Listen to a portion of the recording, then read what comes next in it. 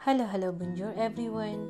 Nung simula ng season nitong June-July, sobrang thriving at fresh ang mga lettuce sa garden ko. Malaki pala talaga ang advantage ng raised bed dahil nakapaglagay ako ng maraming lupa, kahoy at damo bilang base.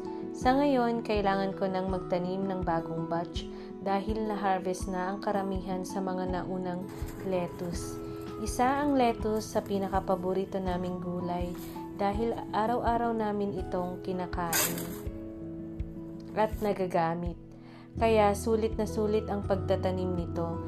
Ngayon ay September na at tamang-tama ang malamig na panahon para sa lettuce. Mas mabilis silang tumubo, mas malusog at mas malago sa ganitong klima. Ito na nga pala ang ika-4 kong batch ngayong taon at exciting pa rin ang bawat pagtatanim at pag-aani. Isa sa pinakamasayang parte ng gardening para sa akin ay yung pag-aani ng lettuce. Favorite kasi namin ito sa bahay. Syempre, enjoy din ako sa aking mga dahlia at kamatis ko.